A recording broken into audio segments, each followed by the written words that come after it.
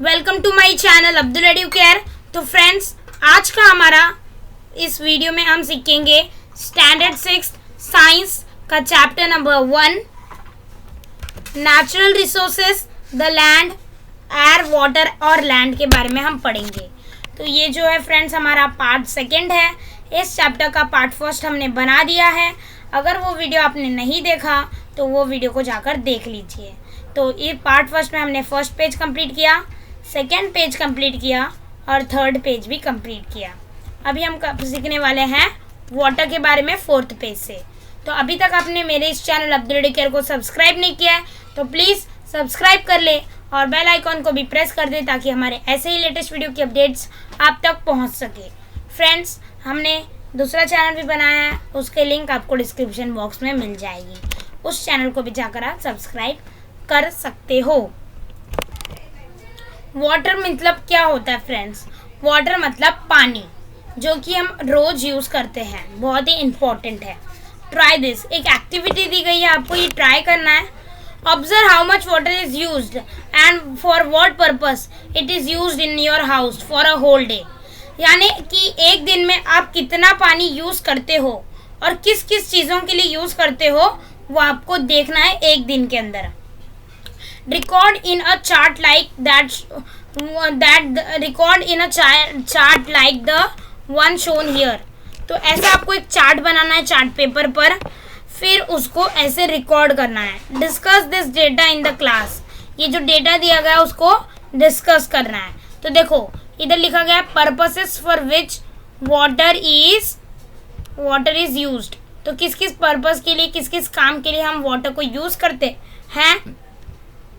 Amount of water in litres, तो ये काम के लिए हम कितना पानी यूज़ कर रहे हैं वो आपको इधर आगे लिखना है। तो बात के लिए आप कितना लीटर पानी लोगे वो आपको लिखना है। ब्रशिंग टीथ के लिए कितना लोगे वो आपको लिखना है। वॉशिंग क्लोथ्स, कपड़े धोने के लिए कितना लोगे, और यूटेंसिल्स यानी कि बर्तन धोने के लिए कितना पानी लोगे वो आपको लिखना है। मूपिंग द फ्लोर, घर पोंछने के लिए कितना पानी लोगे वो लिखना है, यानी कि लादी पोछा करने के लिए। और ड्रिंकिंग के लिए कितना पानी आप पूरे दिन में पियोगे वो लिखना है। कुकिंग के लिए, खाना पकाने के लिए आपको कितना पानी यूज़ होगा वो लिखना है। और टोटल कितना आपने पानी यूज़ किया है वो आपको लिखना है। Record it in a chart like the shown one here, ये जैसे आपको ऐसे ही चार्ट बनाना है। Discuss this data in the class, ये डेटा, ये जो इन्फॉर्मेशन आई है उसको अपने फ्रेंड्स के साथ डिस्कस करना है।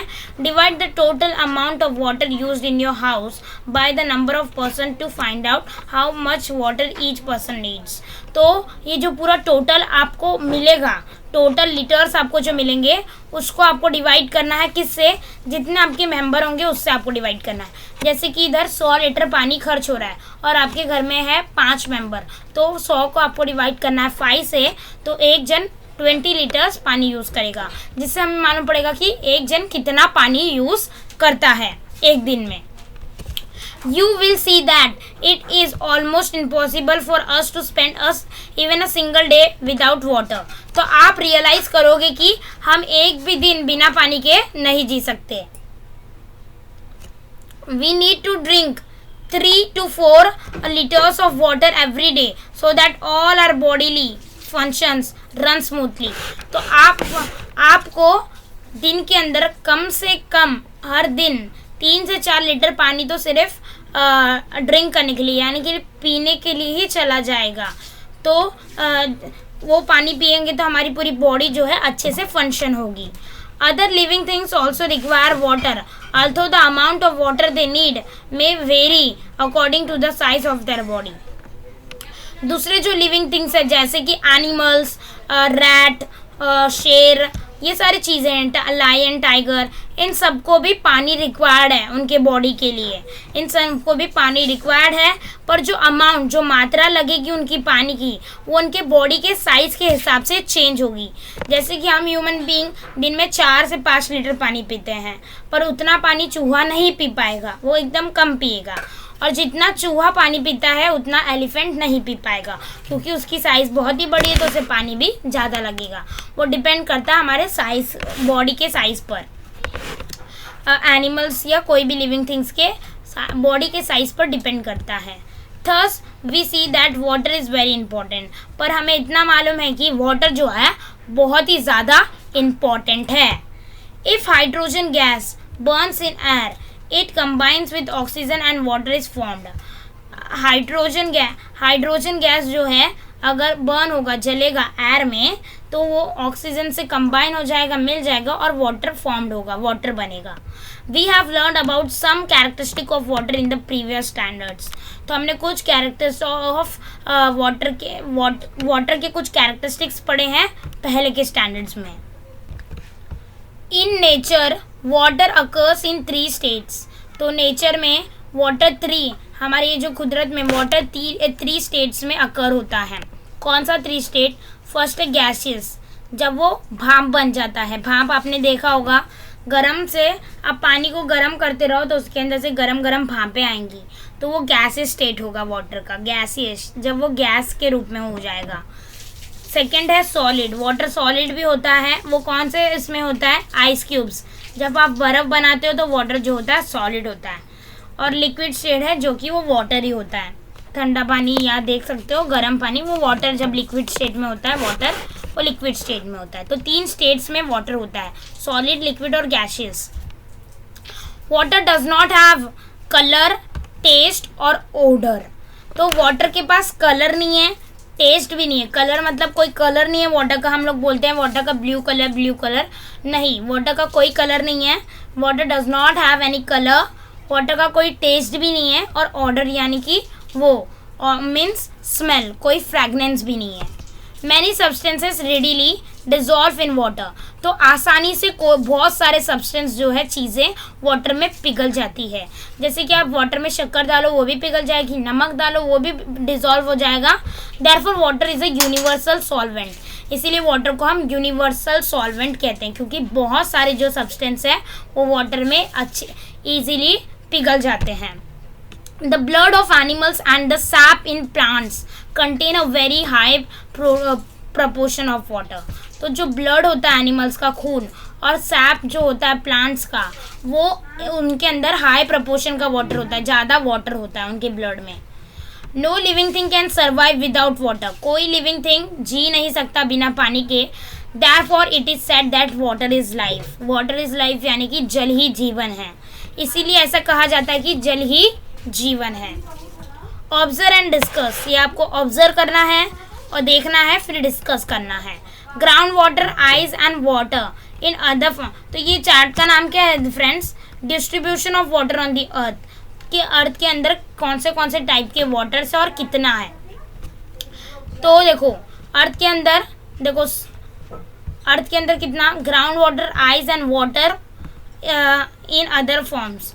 तो ग्राउंड वाटर जो ज़मीन का पानी होता है, और आइस यानी कि बर्फ़ कितना है, और दूसरे फॉर्म में जो पानी हमारे अर्थ पर है वो कितना है, इतना सा है। जो आपको रेड वाला पार्ट दिख रहा है ना फ्रेंड्स, रुको मैं जूम करके बताने की कोशिश करूँगा आपको ये डायग्राम, तो आपको दिखेगा अच्छी तरीके से। देखो ये जो रेड वाला पार्ट आपको दिख रहा है ना फ्रेंड्स, ये रेड वाला ही पार्ट ग्राउंड वाटर, आइस, इसके अंदर ये रेड वाले पार्ट में कितना है, देखो रेड वाले पार्ट में आ गया हमारे ग्राउंड वाटर जो कि ज़मीन के अंदर का पानी है, बर्फ़ भी आ गया, और दूसरे फॉर्म का जो भी पानी हमारे अर्थ पर है वो रेड वाला है। देखो कितना कम मात्रा, कितनी कम प्रोपोर्शन है उसकी। वाटर अवेलेबल फॉर ड्रिंकिंग, तो पानी जो अवेलेबल है ड्रिंकिंग के लिए, जिसे हम पी सकते हैं, जो एकदम साफ़ है और जो सी वाटर नहीं यानी कि साल्टी नहीं है, वो कितना कम है, जो ग्रीन में दिख रहा है वो है। तो देखो सोच सकते हो फ्रेंड्स, इतना कम पानी जो है अवेलेबल है हमारे अर्थ पर हमें पीने के लिए।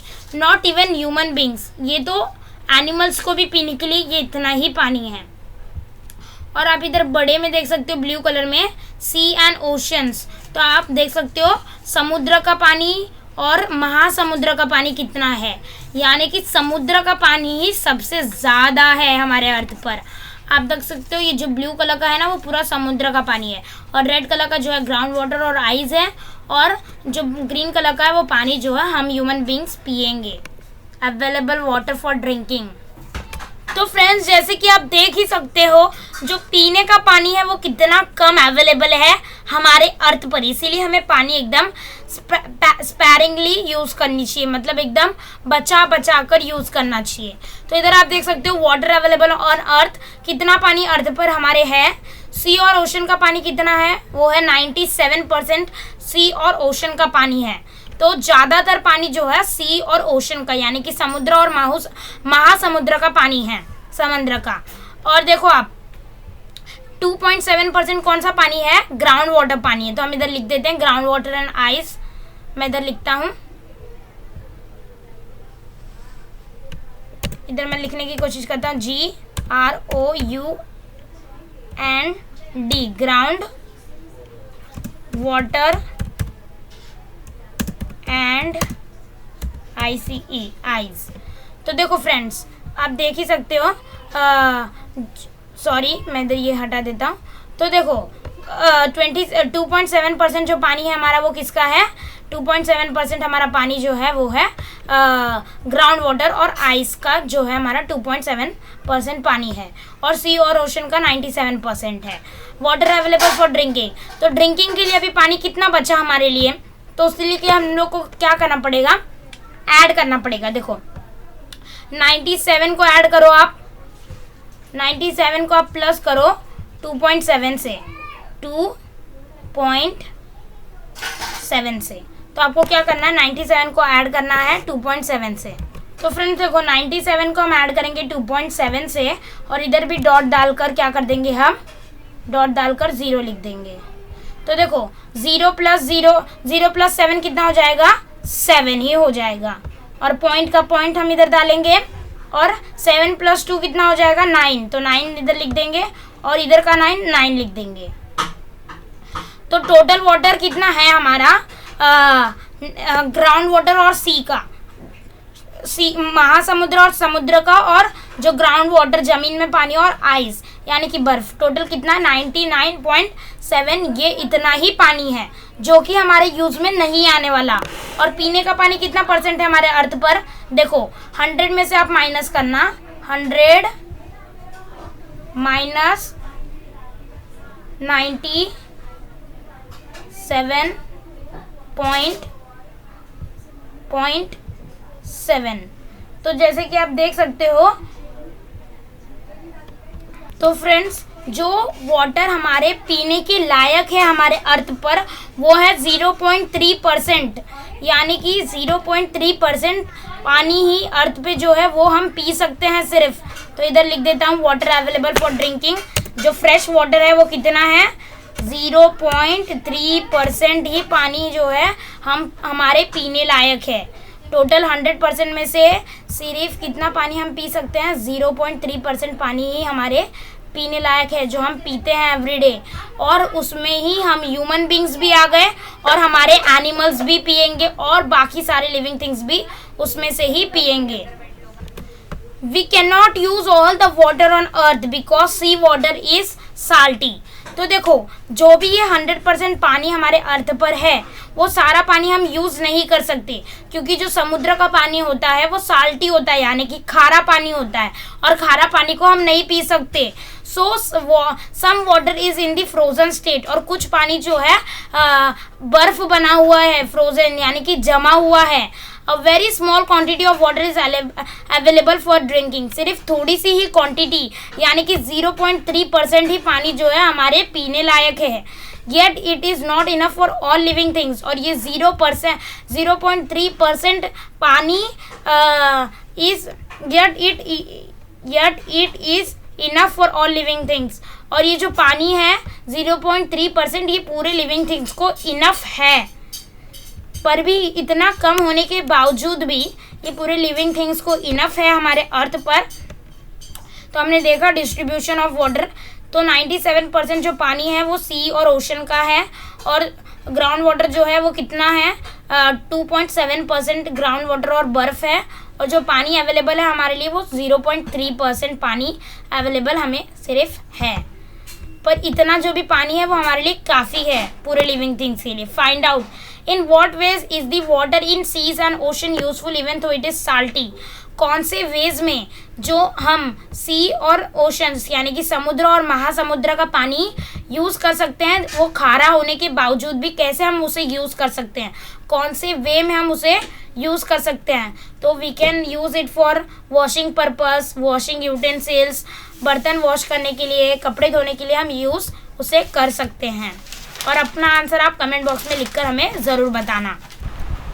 तो फ्रेंड्स, इधर दिया गया है ऑब्जर्व एंड डिस्कस। आपको ऑब्जर्व करना है, निरीक्षण करना है, फिर डिस्कस करना है। ये for which purposes is water being used, किस पर्पसेस के लिए, किस चीज़ों के लिए, किस कामों के लिए हम वाटर का यूज़ करते हैं, क्या काम करने के लिए।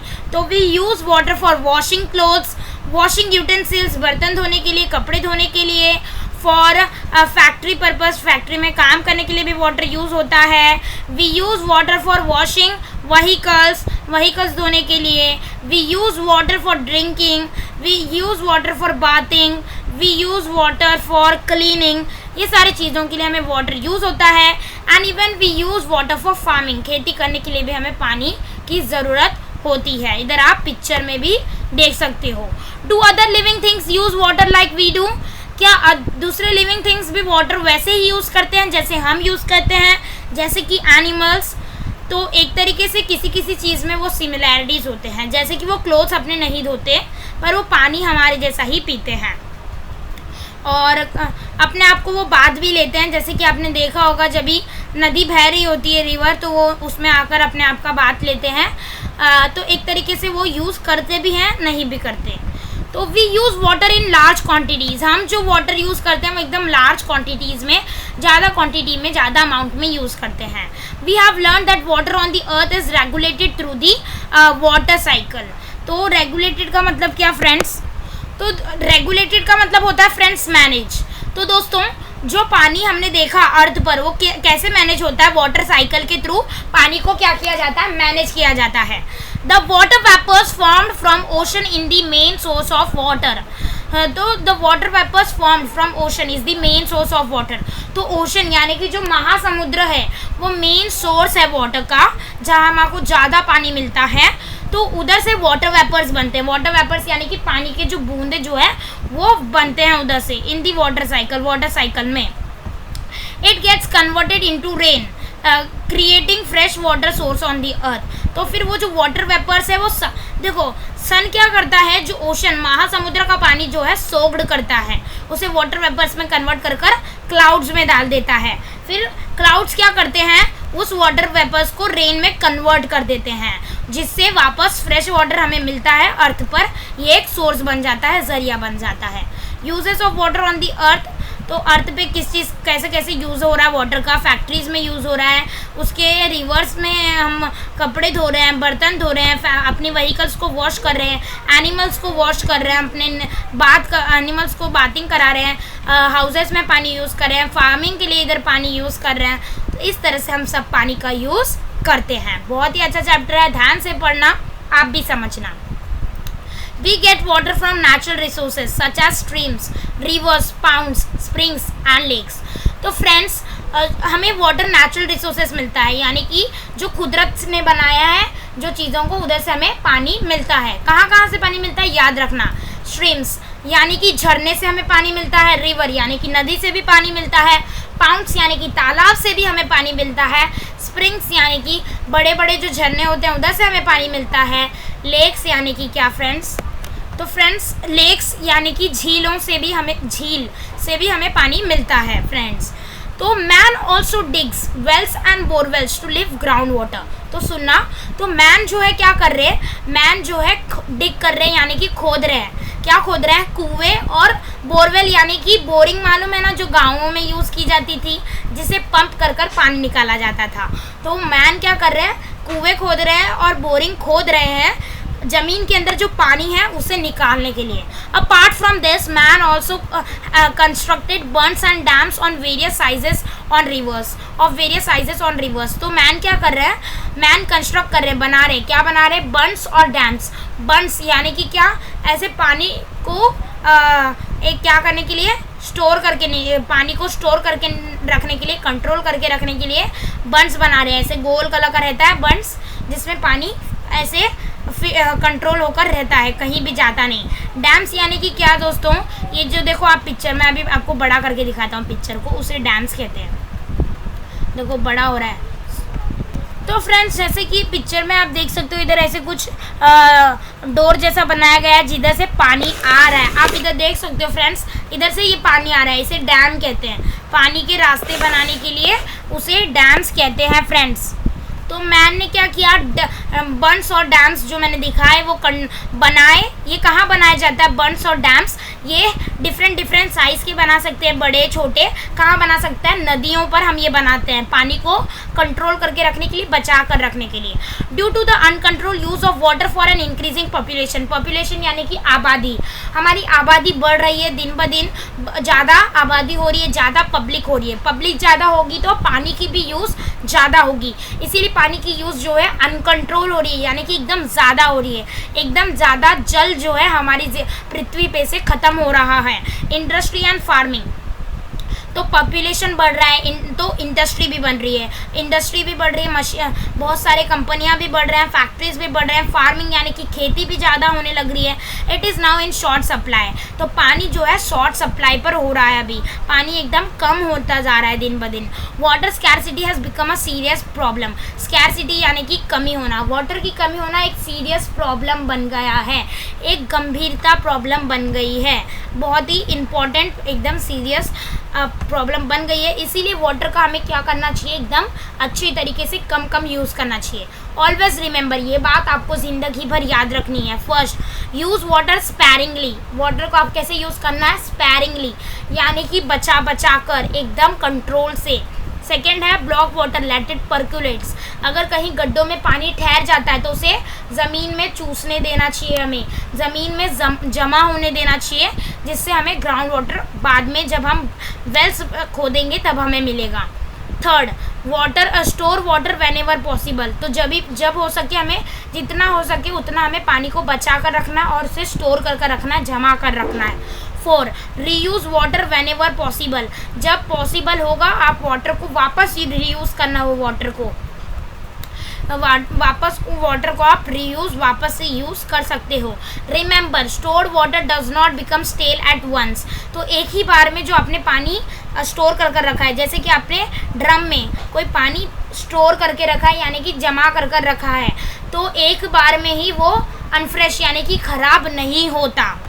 इतना आपको ध्यान में रखना है। कैन यू टेल, क्या आप बता सकते हो what is a land made of? तो हमारी ये जो टॉपिक थी वाटर के बारे में हमने पढ़ ली है, अब हम पढ़ने जा रहे हैं लैंड के बारे में। लैंड यानी कि क्या? ज़मीन। लैंड यानी कि ज़मीन। What is land made of? तो ज़मीन किससे बनी है? ज़मीन हमारी बनी है सॉइल से, मिट्टी से। What do you see on land? आप लैंड पर क्या देखते हो?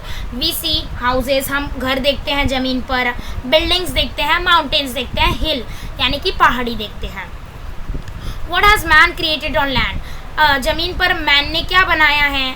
मैन ने बनाया है ज़मीन पर houses, building. If you deep pit in dug into ground, what do you find there? अगर आपने एकदम अंदर तक खड्डा खोदा है तो आपको क्या दिखेगा? पानी, हमें पानी मिलेगा। Is land flat everywhere? हर जगह लैंड जो है फ्लैट है क्या? एक ही जैसी है? नहीं। क्यों? क्योंकि देखो लैंड पर कभी ज़मीन आएगी तो कभी पहाड़ी आएगी और कभी प्लेन हो जाएगा, फ्लैट हो जाएगा। तो लैंड हर जगह फ्लैट नहीं है। और बड़े बड़े पत्थर भी आपको लैंड पर देखने मिलेंगे, बड़े बड़े चट्टानें। Does man produce soil land? क्या इंसान ज़मीन पैदा कर सकता है, मट्टी पैदा कर सकता है? नहीं, man can not do that. Land, अभी हम ज़मीन के बारे में डिटेल में पढ़ने वाले हैं। Land is seen in the form of stones, soil, big rocks. तो लैंड को हम किस फॉर्म में देखते हैं? लैंड को हम किस रूप में देखते हैं? लैंड को हम स्टोन यानी कि पत्थरों के रूप में देखते हैं। लैंड पर हमें लैंड को हम सॉइल के, मिट्टी के रूप में देखते हैं। बिग रॉक यानी कि चट्टानों के रूप में भी लैंड को, ज़मीन को हम देखते हैं। It is not flat everywhere. Land जो है हर जगह फ्लैट नहीं है, कहीं छोटे पत्थर है तो कहीं बड़े पत्थर है, कहीं सॉइल है। It is hilly in some places and flat in other. तो लैंड जो है कहीं जगह पहाड़ी आ जाएगी, कहीं जगह ऊंचा है तो कहीं जगह फ्लैट है। All terrestrial animals including man live on land. तो फ्रेंड्स, टेरेस्ट्रियल एनिमल क्या? जो एनिमल्स लैंड पर रहते हैं, ज़मीन पर रहते हैं।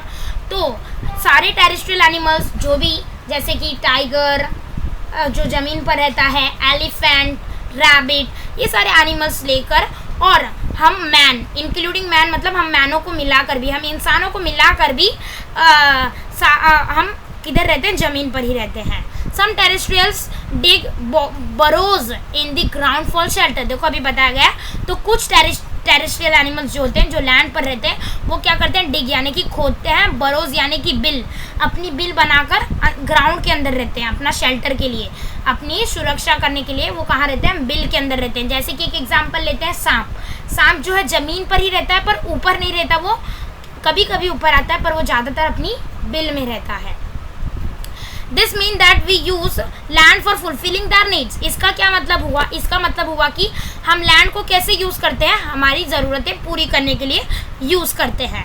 We also use land for farming and building houses and roads. तो हम लैंड का किस चीज़ के लिए उपयोग करते हैं, ज़मीन का किसके लिए यूज़ करते हैं, हम खेती करने के लिए भी यूज़ करते हैं, क्योंकि खेत जो है हमारे ज़मीन पर ही बना होता है, हमारे घर बनाते हैं हम ज़मीन पर, और क्या करते हैं, रोड भी हम ज़मीन पर ही बनाते हैं। We make use of plants and animals in the forest that grow on land.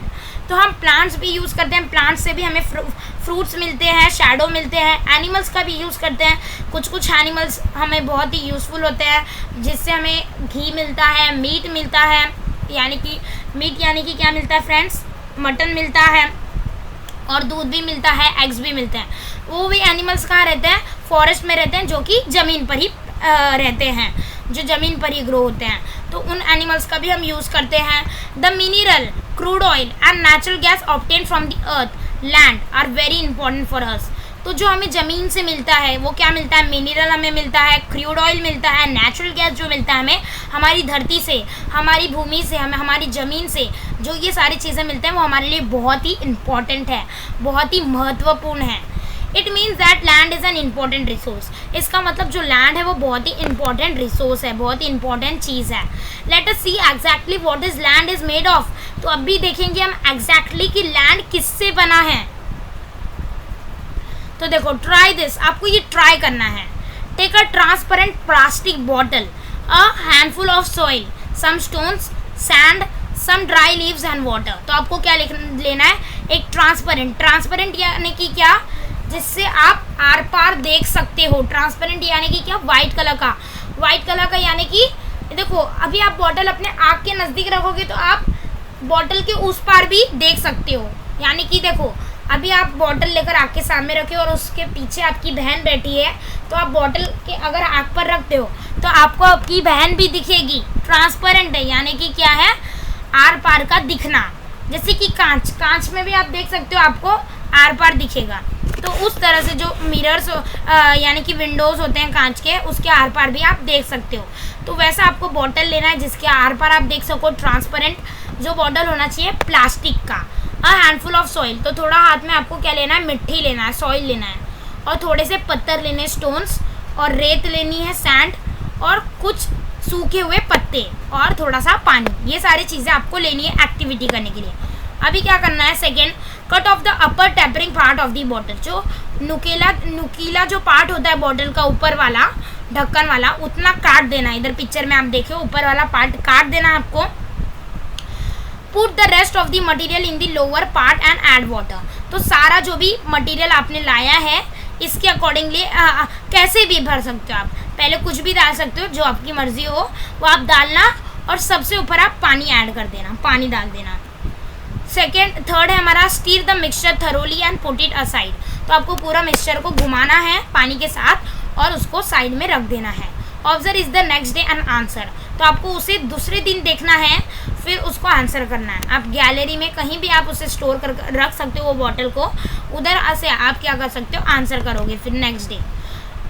अभी ये पॉइंट्स पे आपको आंसर करना है। How does the mixture in the bottle look now. तो कैसा जो वो बॉटल का मिक्सचर है वो कैसा दिख रहा है अभी दूसरे दिन, वो आपको बताना है। Do you see some layers in it. क्या आपको कुछ लेयर्स दिख रहे हैं, जैसे इधर भी दिख रहे हैं। What is seen in the different layers from top to bottom. तो क्या दिख रहा है आपको डिफरेंट लेयर्स में, टॉप टू बॉटम, नीचे से लेकर ऊपर तक। तो फ्रेंड्स आप क्या देखोगे, आप ये वाली चीज़ देखोगे। जब आप एक दिन रख दोगे तो आपको ये दिखेगा।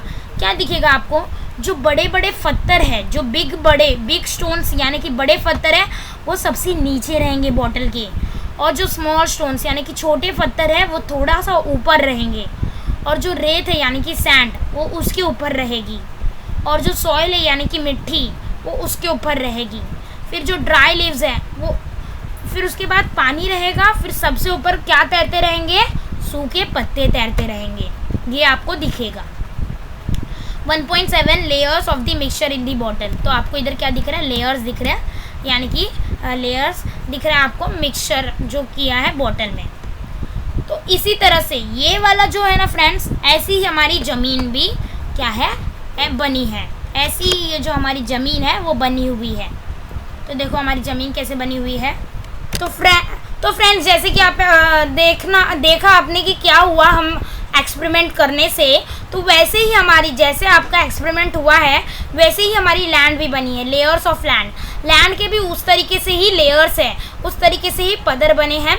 तो देखो फर्स्ट वाला जो पदर है वो बेड रॉक का है, यानी कि बड़े बड़े पत्थरों का। फिर सेकेंड वाला है जो layer of soil and small rocks. तो ये लेयर में, सेकेंड वाली लेयर में आपको थोड़ी थोड़ी सी सॉइल यानी कि मिट्टी मिलेगी, और थोड़े से पत्थर, छोटे छोटे पत्थर मिलेंगे। और फिर थर्ड लेयर में इमेच्योर सॉइल मिलेगा, जो सॉइल फुल्ली ग्रोन नहीं है, यानी कि बराबर से ग्रो नहीं हुआ है, अभी पूरा ग्रो नहीं हुआ है, वेल डेवलप नहीं है। और ये वाला जो सॉइल है इधर का वो ग्रो वाला सॉइल है। और सॉइल, फिर इसके बाद आपको थोड़ा सा इधर सॉइल मिलेगा, मिट्टी मिलेगी वापस से, फिर ह्यूमस मिलेगा। ह्यूमस यानी कि जो डेड, जो मरे हुए एनिमल्स होते हैं या प्लांट्स जो सड़ जाते हैं मरने के बाद, जो प्लांट्स उनके डेड से मरने के बाद जो एनिमल्स कोई मर जाते हैं तो उधर ही वो गिर जाते हैं ज़मीन पर, और वो सड़कर ह्यूमस बन जाते हैं, जिन्हें ह्यूमस बनाने में कौन मदद करता है, माइक्रोब्स मदद करते हैं। तो चलिए पढ़ लेते हैं। The land on the earth also look like this. तो जैसे आपने ये डायग्राम में देखा ऊपर वाले, उसी तरीके से लैंड भी दिखता है, मैंने दिखाया आपको। If a pipeline is being laid in your neighbourhood, observe carefully the pits dug for this self purpose. तो अगर पाइपलाइन आपके बाजू में कहीं हो रही है पड़ोस में, तो आप ज़रूर देखना जो गड्ढा खोदा गया है उसको आप ज़रूर केयरफुली देखना, ये पर्पस के लिए कि कैसे वो बना हुआ है। You will see some layers under this land surface। तो बहुत ही अंदर खड्डा खोदेगा ना पाइपलाइन के लिए, तो आपको दिखेगा कि उधर बहुत सारे लेयर्स होंगे लैंड में, as shown in the accompanying figure. तो ऐसे ये जो पिक्चर में दिखाया गया है आपको, ये वाली पिक्चर में, तो उस तरीके से ही आपको फिगर्स दिखेंगे। If the land has mature soil, the topmost layer is formed by the decomposition of the remains of plants and animals। अगर लैंड के पास मैच्योर सॉइल है, यानी कि फुल्ली ग्रोन, अच्छे से पूरी ग्रो हुई वाली सॉइल है, वेल डेवलप, तो उसका जो टॉप मोस्ट लेयर रहेगा, यानी कि ऊपर वाला लेयर, वो किससे बनेगा, डिकम्पोजिशन, यानी कि एनिमल्स और प्लांट्स जो सड़ जाते हैं, प्लांट्स भी आपने देखा होगा कोई सड़ जाते हैं, और एनिमल्स मरने के बाद जो एनिमल्स गिर जाते हैं वो सड़ जाते हैं। डिकम्पोजिशन होना यानी कि सड़ जाना, इनके सड़ने से वो बनता है। This layer is called humus. तो उनके एनिमल्स और प्लांट्स सड़ जाने के बाद जो लेयर बनता है उस लेयर को हम क्या कहते हैं, ह्यूमस कहते हैं। आप इधर देख सकते हो, इस लेयर को हम बोलते हैं ह्यूमस। ये लेयर है जो है हमारी ह्यूमस की लेयर है। It is usually found in dense forest. तो ह्यूमस हमें कहाँ फाउंड होता है, सॉइल में। कौन से सॉइल में हमें ह्यूमस फाउंड होता है, जो घना जंगल होता है उधर हमें ह्यूमस ज़्यादा से ज़्यादा फाउंड होता है। The land below this is full of sand. तो ह्यूमस के नीचे क्या रहेगा, पूरी रेत रहेगी। तो फ्रेंड्स ये जो ह्यूमस का लेयर है उसके नीचे क्या होता है, उसके नीचे जो है पूरी रेत होती है फ्रेंड्स, और सॉइल होता है उसके नीचे, रेत के नीचे सॉइल होता है, सॉइल के नीचे छोटे छोटे पत्थर होते हैं, फिर उसके नीचे क्या होते हैं, कीड़े होते हैं और इंसेक्ट्स होते हैं। सॉइल में क्या होते हैं, कीड़े होते हैं, कीड़े यानी कि जो कीड़े होते हैं, वॉर्म्स यानी कि कीड़े, इंसेक्ट्स यानी कि जो भी 6 legs के होते हैं कीड़े, उन्हें इंसेक्ट्स कहते हैं। Soil and pieces of bedrock are found below this layer of land. तो सॉइल के नीचे क्या मिलता है हमें, सॉइल के नीचे हमें क्या मिलता है, soil and pieces of bedrock. तो हमें इसके नीचे मिलता है सॉइल, थोड़ा सा मिलता है, और पीसेस मिलते हैं बेडरॉक के, यानी कि बड़े बड़े रॉकों के हमें पीसेस मिलते हैं, पत्थर मिलते हैं, ये जो इसके नीचे लेयर ऑफ लैंड के नीचे। तो ये देखो अभी ये जो है ना सैंड और सॉइल के नीचे हमें क्या मिलता है, थोड़ी थोड़ी सॉइल मिलती है और बड़े बड़े उसके नीचे हमें पत्थर मिलते हैं। ये लेयर्स है लैंड के। लेयर्स ऑफ लैंड, यानी कि ये लेयर्स है लैंड के। दिस सॉइल इज इमेच्योर, तो ये जो सॉइल है वो इमेच्योर है, फुल्ली ग्रोन सॉइल नहीं है। Further below this layer the proportion of soil decreases and that of rock increases, तो ये इमेच्योर सॉइल के नीचे, फर्दर बिलो दिस लेयर, तो ये इमेच्योर सॉइल के नीचे दोस्तों फ्रेंड्स, ये वाला जो इमेच्योर सॉइल है आप इधर देख सकते हो, इमेच्योर सॉइल, ये वाला आप देख सकते हो इमेच्योर सॉइल, ये इमेच्योर सॉइल के नीचे जो क्या होगा, सॉइल का प्रोपोर्शन कम होता रहेगा। सॉइल नीचे जैसे आप जाओगे आपको मिट्टी वैसे ही कम मिलेगी लैंड के नीचे, फिर आपको क्या मिलेंगे, रॉक मिलेंगे ज़्यादा, आपको क्या मिलेंगे, बेड रॉक्स मिलेंगे, पत्थर मिलेंगे, रॉक मिलेंगे। रॉक का जो होगा इंक्रीज होगा, यानी कि रॉक बढ़ते रहेंगे जैसे ही आप नीचे जाते रहोगे। This the layer of land, this is the layer of bed rock, तो यही लेयर को हम बेड रॉक कहते हैं, जहाँ आपको बड़े बड़े चट्टान पत्थर मिलेंगे। The main minerals in this soil are derived from this rocks, तो जो मिनरल्स हमें सॉइल से मिलता है वो सॉइल को कहाँ से मिलता है, सॉइल को ये रॉक से ही मिलता है, वो ये पत्थरों से ही मिलता है minerals. That is why soil in different region is different, इसीलिए जो सॉइल होता है डिफरेंट रीजन में अलग अलग होता है, इसीलिए जो मट्टी होती है डिफरेंट रीजन की अलग अलग होती है। The colour and texture of soil are both determined by the bed rock, तो जो कलर होता है सॉइल का, यानी कि कलर, रंग, और टेक्सचर यानी कि फील कर कर जब हम देखते हैं वो कितनी मोटी है मिट्टी, वो डिटरमाइन करता है, वो डिपेंड है उसके बेड रॉक पर। उसके बेड रॉक जैसे होंगे वो सॉइल भी वैसा ही होगा। अभी हम पढ़ने वाले हैं the process of soil formation, soil कैसे फॉर्म होता है। The soil on the land is formed by natural process, तो जो सॉइल बनता है लैंड पर ये एक नेचुरल प्रोसेस है, कुदरती है, इसे कोई इंसान नहीं बनाता। The abiotic components of soil are supplied through the weathering of the bed rock, तो जो अबायोटिक कंपोनेंट्स होते हैं, यानी कि अबायोटिक मतलब क्या फ्रेंड, तो फ्रेंड्स अबायोटिक कंपोनेंट्स यानी कि नॉन लिविंग थिंग कंपोनेंट्स जो होते हैं सॉइल के, वो क्या करते हैं, सॉइल को जो है सॉइल के जो अबायोटिक कंपोनेंट्स होते हैं, नॉन लिविंग थिंग कंपोनेंट्स जो होते हैं, वो क्या करते हैं, बेड रॉक को छोटे छोटे टुकड़ों में, वेदरिंग यानी कि बेड रॉक को, यानी कि जो बड़े बड़े पत्थर है उनको छोटे छोटे टुकड़ों में तोड़ देते हैं, ब्रेक डाउन कर देते हैं, due to the heat, cold and water of the sun, wind and rain respectively. तो ये जो अबायोटिक यानी कि क्या नॉन लिविंग थिंग कंपोनेंट्स है सॉइल के, वो बेड रॉक को छोटे छोटे टुकड़ों में कर देते हैं, पीसेस में break down.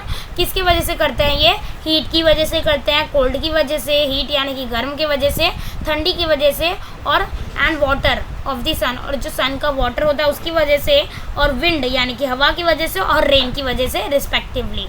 The bed rocks break down into pieces, तो बेड रॉक इन सब की वजह से छोटे पीसेस में बढ़ जाता है, टुकड़े हो जाते हैं बेड रॉक के। Stone, sand and soil are form from this pieces, तो इस पीसेस से, ये छोटे छोटे टुकड़ों से क्या बनता है, स्टोन्स बनते हैं, छोटे पत्थर बनते हैं, रेत भी इससे ही बनती है, और सॉइल मिट्टी भी इन पीसेस से ही बनती है, बड़े बड़े पत्थरों की। Microbes, worms and insects are found among them, तो इन सब के बीच में स्टोन, सॉइल, सैंड और सॉइल के बीच में क्या मिलता है, हमें कीड़े मिलते हैं, और छोटे छोटे 6 लेग्स के इंसेक्ट्स मिलते हैं, जो भी 6 लेग्स के होते हैं उन्हें इंसेक्ट्स कहते हैं, वो हमें मिलते हैं। और माइक्रोब्स यानी कि माइक्रो ऑर्गेनिजम्स, जो हमें आँखों से हम उनको नहीं देख सकते हैं, उनके लिए हमें माइक्रोस्कोप लेना पड़ेगा, उन्हें माइक्रोब्स कहते हैं, ये सब हमें मिलते हैं। Rodents like mice and rats are also found here, तो माइज यानी कि माइज यानी कि, तो फ्रेंड्स आपको उधर क्या मिलेंगे, उधर आपको चूहे भी मिलेंगे, चूहे और माइस भी आपको उधर मिलेंगे। और the roots of the trees growing on the land also help with weathering of rocks, तो क्या करते हैं, जो ट्रीज होते हैं जो ज़मीन पर उग रहे हैं, आप जो देख सकते हो प्लांट को, जो ज़मीन पर ट्रीज उग रहे हैं वो भी हेल्प करते हैं, ये जो रॉक है, ये जो पत्थर को टुकड़े टुकड़े करने में, इनके पीसेस बनाने में भी हेल्प करते हैं। कैसे, ये ट्री जो होते हैं ना, ये प्लांट जो हम उगाते हैं ट्री लैंड पर, ज़मीन पर, उनके जो जड़ें हैं अंदर तक जाती है ज़मीन में, और उनके जड़ें क्या कर देते हैं, रॉक को तोड़ देते हैं, the process of soil formation is slow and continuous. तो जो प्रोसेस है सॉइल फॉर्मेशन का, सॉइल बनने का, वो कैसा है, स्लो है, यानी कि एकदम स्लो होता है सॉइल फॉर्मेशन, और कंटिन्यूस, और ये कंटिन्यू भी होता है। इट टेक्स, अब वो कभी बंद नहीं होता। It takes about 1000 year for 0.5 centimetre thick layer of mature soil to form. तो हज़ारों साल लग जाते हैं 0.5 यानी कि 2.5 सेंटीमीटर के थिक मैच्योर सॉइल, यानी कि फुल्ली ग्रोन पूरा सॉइल को कंप्लीट होने के लिए, एकदम कंप्लीटली बन जाने के लिए, 2.5 सेंटीमीटर का थिक लेयर बन जाने के लिए हज़ारों साल लग जाते हैं। इसीलिए उसे स्लो भी बोला गया है फॉर्मेशन को, प्रोसेस को। Soil can get destroy in a short period due to floods, storms and human activities such as mining. तो देखो दोस्तों, सॉइल जो है बर्बाद भी हो सकता है, ख़राब भी हो सकता है। कौन से रीज़न है उसके, फ्लड्स यानी कि बाढ़ आ जाती है, तो स्ट्रॉम्स यानी कि तूफान आ जाता है, और ह्यूमन एक्टिविटीज़, ह्यूमन के एक्टिविटीज़ करने की वजह से भी सॉइल ख़राब होता है। कौन सी एक्टिविटीज़ फ्रेंड, जैसे कि माइनिंग यानी कि कोल निकालना, कोयला निकालना, उसमें जो है सॉइल डिस्ट्रॉय भी हो सकता है। That is why it is necessary to conserve soil and to prevent erosion of land. तो इसीलिए ये नेसेसरी है कि सॉइल को कंजर्व करना है हमें, कंजर्व यानी कि फ्रेंड्स हमें प्रोटेक्ट करना है सॉइल को, और उसका इरोजन यानी कि क्या, जब बारिश होती है ना, जो सॉइल जो है एक जगह से बहकर दूसरी जगह जाता है, तो उसे प्रिवेंट करना, उसे बचाना, ऐसे होने नहीं देना हमें। उसके लिए हमें क्या करना पड़ेगा, the best remedy for this is to increase the green cover of the land. तो इसकी रेमेडी, इसका बेस्ट हल क्या है, हमें ज़्यादा से ज़्यादा ज़मीन पर घास उगाने पड़ेंगे, जिसकी वजह से जो घास की जो जड़ें होंगी वो सॉइल को जकड़े रहेंगी, और वो एक जगह से दूसरी जगह फ्लड होकर नहीं जा पाएंगे, मतलब बाढ़ की वजह से नहीं जा पाएंगे, ज़्यादा बारिश पड़ने की वजह से भी नहीं जा पाएंगे। Erosion of land is reduce if grass, trees and bushes are grown it. Erosion जो है उसका लैंड का, यानी कि ज़मीन का, सॉइल का, वो रिड्यूस हो जाएगा, कम हो जाएगा, जब हम ज़्यादा से ज़्यादा ग्रास, ट्रीज और बुशेस ग्रो करेंगे, लैंड पर उगाएंगे। तो ग्रासेस यानी कि घास, ट्री यानी कि झाड़, बुशेस यानी कि छोटे छोटे जो पौधे होते हैं, इनको ग्रो करने से इनकी जो जड़ें हैं वो जकड़ के रखेगी सॉइल को। अभी देखो एक एक्टिविटी दी गई है इधर, ट्राई दिस, आपको ये ट्राई करना है। Obtain specimens of soil from various places in your surrounding such as your own garden, hills, river banks, fields and rocky ground. तो स्पेसिमाइंस यानी कि टेस्ट करने के लिए एक सैंपल लेना है आपको सॉइल का, डिफरेंट प्लेसेस से, आपके खुद के यार्ड से भी ले सकते हो, आपके गार्डन से भी ले सकते हो, हिल्स यानी कि पहाड़ों के उधर जो सॉइल होती है वो भी ले सकते हो, रिवर्स बैंक यानी कि नदी के किनारे की भी सॉइल ले सकते हो, फील्ड यानी कि खेत में से भी आप सॉइल ले सकते हो, रॉकी ग्राउंड यानी कि जो रॉक पत्थरों का ग्राउंड होता है उधर से भी आप ले सकते हो।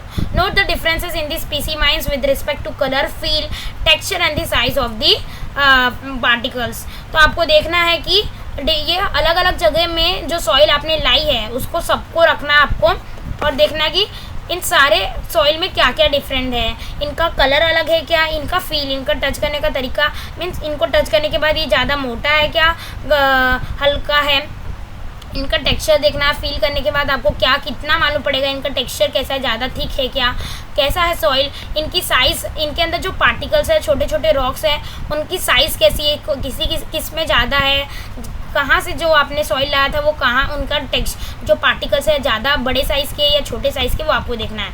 डू यू नो, क्या आपको मालूम है, humus is the layer formed on soil due to the decomposition of dead animals and by microbes, dead plants and animals. तो ह्यूमस जो लेयर बनी है सॉइल पर, वो कैसे बनी है, जो सड़े हुए प्लांट्स होते हैं और मरे हुए जानवर्स वो सड़ जाते हैं। डिकम्पोज होना यानी कि सड़ जाना, किससे सड़ते हैं, ये माइक्रोब से, माइक्रो ऑर्गेनिजम्स की मदद से ये सड़ जाते हैं, सड़ते हैं। इन्हें सड़ाने का काम कौन करता है, माइक्रोब्स करते हैं। Humus supplied nutrition to the soil, तो ह्यूमस की वजह से न्यूट्रिशन मिलता है हमारी सॉइल को। Humus is also important for, तो humus is also important for aerating the soil and for holding water in the soil. तो ह्यूमस किसके लिए इंपॉर्टेंट है, एरेटिंग द सॉइल यानी कि proper amount of proper amount of air रहने के लिए, एरेटिंग यानी कि सॉइल में एकदम प्रॉपर अमाउंट का एयर यानी कि हवा भी हो, वो भी ह्यूमस देखता है, और वाटर होल्ड करने के लिए भी पानी में सॉइल के अंदर वाटर होल्ड करने के लिए, पानी होल्ड करने के लिए, पानी रहने के लिए, उसमें भी ह्यूमस इम्पोर्टेंटली हमें हेल्प करता है। The proportion of humus in the upper layer of good fertile soil is about 33% to 50%। तो जो अच्छी सॉइल होती है, जो खेती करने लायक सॉइल होती है, उसमें कितने परसेंट ह्यूमस होता है, जो अपर लेयर होता है उसमें कितना होता है प्रपोर्शन, उसका कितने परसेंट ह्यूमस होता है उधर, 33% to 50% ह्यूमस उस सॉइल में होता है। यूज़ योर ब्रेन पावर, आपको अपना ब्रेन पावर यूज़ करना और आंसर देना है। What are the constituents of soil, क्या क्या कॉन्स्टिट्यूएंट्स है सॉइल के, classify them as biotic and abiotic constituents. तो जो भी एलिमेंट्स है सॉइल के, कॉन्स्टिट्यूएंट्स यानी कि एलिमेंट्स, उनको आपको क्लासीफाई करना है कि वो लिविंग थिंग्स है या नॉन लिविंग थिंग्स है। तो अभी ये है हमारा forest on land got buried underground due to the great upheavals took places on the earth many years ago। तो जो फॉरेस्ट थे हमारे जमीन पर, जो फॉरेस्ट जंगल थे वो बरीड हो गए, यानी कि दफन हो गए ग्राउंड में, अंदर ग्राउंड में चले गए। ये जो ग्रेट उथल पुथल हमारा हुआ था अर्थ पर बहुत साल पहले, मैनी एज अगो, यानी कि बहुत साल पहले। After that the process of formation of fossil fuels from the remains of living things टूक प्लेस अंडरग्राउंड। फिर उसके बाद क्या हुआ, फॉसिल फ्यूल बनने लगा, उसका प्रोसेस, जो फॉर्मेशन का प्रोसेस था वो स्टार्ट हो गया। ये फॉसिल फ्यूल किससे बनता है, लिविंग थिंग्स के जो रिमेन्स होते हैं, जो लिविंग थिंग्स होते हैं, जिंदे लोग, वो मर जाने के बाद उनका जो बच जाता है बॉडी, उससे ये बनता है। टूक प्लेस अंडरग्राउंड, ये अंदर ही प्रोसेस होता रहता है नीचे हमारे ग्राउंड के। We get fuels like petrols, diesel, kerosene, paraffin and other useful material like tar and wax from the fossil fuel called crude oil. तो हमें फ्यूल्स मिलते हैं, ईंधन मिलते हैं, जैसे कि पेट्रोल हमें मिलता है, डीजल मिलता है, कैरोसिन मिलता है, पैराफाइन मिलता है, और दूसरे मटेरियल जैसे कि तार यानी कि जो डांबर होता है रोड बनाते समय डालते हैं, वैक्स यानी कि मोम, जो कैंडल बनती है जिससे, ये हमें फॉसिल फ्यूल से ही मिलता है, जिसे हम क्रूड ऑयल भी कहते हैं। Living thing use land, water and air available on the earth and so does man. तो लिविंग थिंग क्या करता है, एयर भी यूज़ करता है, लैंड भी, ज़मीन भी यूज़ करता है, वाटर भी यूज़ करता है, और हवा भी यूज़ करता है, जो अवेलेबल है हमारे अर्थ पर है। सो डज मैन, तो मैन भी वैसे ही यूज़ करता है। However the proportion of this resources that are actually put to use are very small as compare to the whole earth. तो जो प्रपोर्शन है हमारे यूज़ के लिए, जो परसेंटेज है इन तीनों चीज़ों में, ये जो रिसोर्सेस है एयर, वाटर, लैंड, ये पूरे जो भी अर्थ पर है वो पूरा हम यूज़ नहीं कर सकते। देखिए एक एग्जांपल ले लेता हूँ मैं अभी लैंड का। तो हम जितना भी 100% लैंड हमारे अर्थ पर है उतना हम यूज़ नहीं कर सकते, क्योंकि बहुत सारे लैंड पर पानी भी है, तो पानी के उधर तो हम रह नहीं सकते। और जैसे कि हम वाटर का, बहुत सारा जितना 100% वाटर है उतना यूज़ नहीं कर सकते, 0.3% वाटर ही हम पी सकते हैं, क्योंकि बाकी जो वाटर है वो सी वाटर है और वो खारा होगा, साल्टी होगा, इसीलिए हम नहीं उसे पी सकते। इसीलिए जो भी इनका प्रपोर्शन होगा, जो भी इनकी पूरी मात्रा होगी ये रिसोर्सेज की, वो बहुत ही स्मॉल है as compare to whole earth से हम कंपेयर करेंगे तो वो एकदम थोड़ा सा ही पार्ट हमारे ज़रूरतमंद का होगा। Look at the following table, ये टेबल को आपको देखना है तब आप समझोगे। जो पूरी लैंड है 100% लैंड में से हम सिर्फ 29% लैंड ही अर्थ पर है जिस पर हम रह सकते हैं। पोर्टेबल वाटर जिससे आप पी सकते हो, फ्रेश वाटर, वो सिर्फ 0.3% वाटर को ही आप पी सकते हो अर्थ पर। ऑक्सीजन, जो ऑक्सीजन है हमारे अर्थ पर, वो कितना है 21% ऑक्सीजन ही यूज़फुल है हमारे लिए। तो देखो अभी आगे बढ़ते हैं फ्रेंड्स हम। हाँ, तो even in this small proportion the resources shown in the above table are sufficient for all living things। ये इतने छोटे proportions में हमें मिल रहे हैं, छोटे परसेंटेज में भी मिल रहे हैं, पर भी ये जो रिसोर्सेज है, ये चीज़ें हैं एयर, वाटर, लैंड, ये हमारे लिए सफिशेंट है, सारे लिविंग थिंग्स के लिए ये सफिशेंट है, काफ़ी है, इनफ है। Only it is very necessary for man to control his greed. पर मैन लोग को बहुत ही ज़्यादा ध्यान देनी पड़ेगी, ये बहुत ही ज़रूरतमंद है कि उनकी जो ग्रिड है, उनकी जो लालच है, ग्रिड, वो कंट्रोल रखना है, उन्हें ज़्यादा यूज़ नहीं करना सारी चीज़ों को। In other words he must use this resources judiciously. तो दूसरे वर्ड में कहा जाए तो मैन को ये सारे रिसोर्सेज को जुडियसली यूज़ करनी है, यानी कि प्रॉपर तरीके से इसे यूज़ करना है, with the awareness that they are mean for all other living thing and not just for mankind. आपको ये अवेयर होना चाहिए, सारे लिविंग थिंग्स को, सॉरी मैंस को ये अवेयर होना चाहिए कि मालूम रहना चाहिए कि इस बात से आप मालूम रहना चाहिए कि ये जो सारी चीज़ है, लैंड, वाटर, ऑक्सीजन, ये सिर्फ हमारे इंसानों के लिए, मैनकाइंड के लिए ही नहीं बने हैं। ये जो वाटर है वो दूसरे लिविंग थिंग्स के लिए भी है, इसीलिए हमें बचाकर यूज़ करना चाहिए। इंस्टीट्यूट्स एट वर्क के बारे में हम पढ़ेंगे। Indian meteorological department, Indian meteorological department जिसका शॉर्ट फॉर्म है IMD, was established in 1875 for studying the weather in the Indian subcontinent। तो ये जो इंडियन मेट्रोलॉजिकल डिपार्टमेंट बना है वो किस लिए बना है, वो कभी बना है, 1875 में वो बना है। किस चीज़ के लिए बना है, ताकि जो वेदर है, वेदर को पढ़ सके, हमारे क्लाइमेट को पढ़ सके, इंडियन सब कॉन्टिनेंट का पढ़ सके, इसीलिए वो बना है, फॉर्म हुआ है, एस्टैब्लिश हुआ है। The main function of this institute is to observe the weather and to make weather forecast. तो इसका मेन फंक्शन क्या है, ये क्या काम करता है, ये इंस्टीट्यूट ये क्या करता है, ये ऑब्जर्व करता है, देखता है वेदर कैसा चल रहा है और वेदर फोरकास्ट बनाता है। This institute also conduct research related to changes in weathers, make forecast about rains and studies the development related to global warming. तो ये इंस्टीट्यूट क्या करता है, रिसर्च करता है कि कैसे चेंजेस आने वाले हैं वेदर में, और मेक्स फोरकास्ट अबाउट रेन्स, तो ये बताएगा रेन्स कब आएंगे, प्रिडिक्ट करेगा कि कैसा क्लाइमेट होगा, and studies the development related to global warming, और जो डेवलपमेंट्स होंगे रिलेटेड टू ग्लोबल वार्मिंग के रिलेटेड भी ये पढ़ेगा। ये इंस्टीट्यूट का ये काम है। तो अभी हम देखेंगे व्हाट वी हैव लर्नड, ये हमारा चैप्टर हो चुका है 2 पार्ट्स में। फर्स्ट पार्ट नहीं देखा तो जाके देख लेना। तो इस पूरे पार्ट्स में, दोनों पार्ट्स में हमने क्या पढ़ा वो हम देखेंगे। व्हाट वी हैव लर्न, क्या हमने पढ़ा। The first point, the elements available in nature which fulfil the basic needs of living things are called natural resources. तो हमने फर्स्ट ऑफ ऑल तो क्या पढ़ा, तो जो एलिमेंट्स हमारे अवेलेबल होते हैं हमारे कुदरत में, नेचर में, हमारे अर्थ पर, वो जो हमारी बेसिक नीड्स, बेसिक ज़रूरतों को पूरे करते हैं, उसे हम नेचुरल रिसोर्सेज कहते हैं, जो हमें कुदरत से मिले हैं। Second point, air, water and land are important natural resources. तो एयर, वाटर, लैंड जो है ये सबसे इम्पॉर्टेंट नेचुरल रिसोर्सेज है। एयर यानी कि हवा, वाटर यानी कि पानी, लैंड यानी कि ज़मीन। थर्ड वाला हमारा, soil has both abiotic and abiotic constituents. तो सॉइल के पास दोनों कॉन्स्टिट्यूएंट्स है, बायोटिक और अबायोटिक, लिविंग थिंग और नॉन लिविंग थिंग दोनों कॉन्स्टिट्यूएंट है।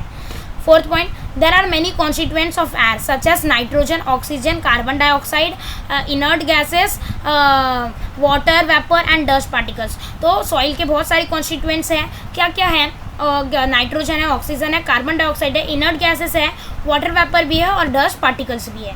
फिफ्थ पॉइंट क्या है, the ozone layer is a protective shell of the earth. तो ओजोन लेयर जो है वो प्रोटेक्टिव शेल है अर्थ की, मानी जाती है प्रोटेक्टिव शेल अर्थ की। इसीलिए हमें क्या करना है, ज़्यादा हार्मफुल गैसेस को नहीं करना, ये हार्मफुल गैसेस ओजोन लेयर को डिस्ट्रॉय भी कर सकते हैं। तो फ्रेंड्स, जो ओजोन लेयर है वो हमारा जो केमिकल गैसेस है जिनका नाम टेट्राक्लोराइड, क्लोरोफ्लोरोकार्बन की वजह से हमारा protective shell ozone layer destroy हो सकता है, जिसकी वजह से जो हार्मफुल रेज है, अल्ट्रा वायलेट रेज सन के, डायरेक्टली हम पर आएंगे और हमारी लाइफ जो थी प्रोटेक्टेड थी वो प्रोटेक्टेड नहीं रहेगी, अर्थ पर हम नहीं जी पाएंगे फिर। इसीलिए कभी भी हमें ये जो केमिकल गैसेस है टेट्राक्लोराइड और क्लोरोफ्लोरोकार्बन ज़्यादा वो नहीं करना चाहिए। फिर सिक्स्थ पॉइंट हमारा, natural resources should be used carefully and sparingly. तो जो नेचुरल रिसोर्सेज है, एयर, वाटर, लैंड, इन्हें हमें एकदम ध्यान से यूज़ करना है और स्पैरिंगली यानी कि एकदम बचा कर ध्यान से यूज़ करना है। तो फ्रेंड्स, ये जो चैप्टर है हमारा ख़त्म हो चुका है। अगर आपको ये वीडियो अच्छा लगा तो वीडियो को लाइक करें, इसके क्वेश्चन आंसर चाहिए चैप्टर के तो मुझे कमेंट बॉक्स में ज़रूर कमेंट करें। और गाइज, हमारा दोनों पार्ट हमने कंप्लीट किया, वो पार्ट फर्स्ट वाला नहीं देखा है तो आप ज़रूर जाकर देखना। और हमारे सेकंड चैनल जिस पर हम चैलेंजिंग वीडियोस लाते हैं, मैं और मेरी बहन, उसको भी आप प्लीज़ सब्सक्राइब करें, उसकी लिंक आपको डिस्क्रिप्शन बॉक्स में मिल जाएगी। तो friends, thanks for watching this video, like share subscribe to my channel अब्दुल अड्यू केयर।